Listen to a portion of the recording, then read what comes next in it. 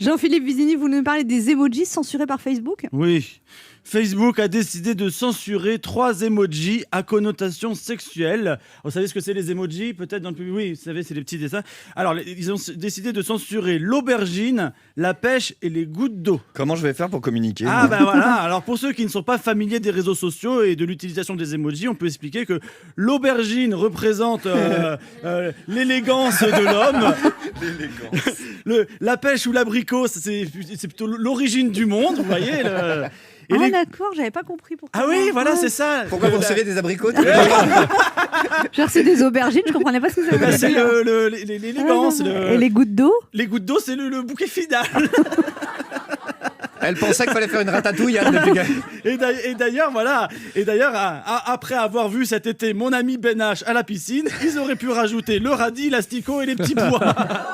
Hein? Histoire vraie. Oui, pourtant la piscine était chauffée, t'as aucune excuse. Alors pourquoi ils veulent l'interdire? C'est parce qu'il y a pas mal de gens qui utilisent Facebook pour faire du racolage sexuel en utilisant l'aubergine, l'abricot dans leurs messages. Je crois que j'en ai reçu, moi j'avais pas compris. Mais je me suis trompé, Anne. Vraiment, je voulais mettre. Moi, je connaissais pas, pareil. Moi, je savais pas ce que c'était. La preuve, le week-end dernier, j'invite mes beaux-parents à la maison pour manger une ratatouille. Pour aller plus vite, j'envoie un texto à ma belle-mère avec une aubergine et une courgette. Et ben, elle a débarqué à la maison en part de jartel, la belle-mère. Oh là, on s'est mal compris. Donc, bref, sur Facebook, plus le droit d'envoyer des messages avec l'aubergine, l'abricot ou un fruit à connotation douteuse, mais on peut toujours faire l'apologie du terrorisme ou relayer des fake news. Bim, ça dénonce. Ouh là là. Hein, c'est engagé aujourd'hui. Hein. Là, fini les blagues sur les barbecues, moi. Aujourd'hui, je suis engagé, là. Eh oui, alors je vous ai pas prévenu, c'est une chronique engagée pour la sauvegarde des fruits et légumes face à l'invasion de la pensée puritaine américaine.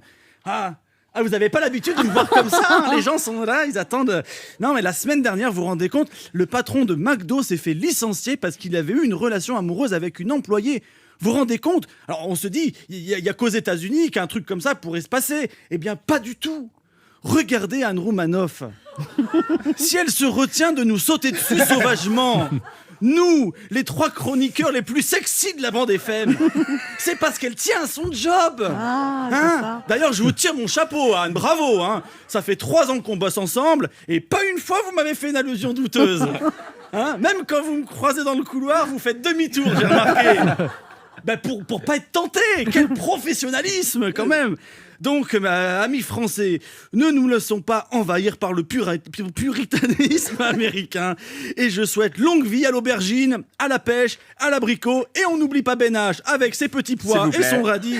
Car pour être en bonne santé, il faut manger 5 fruits et légumes par jour.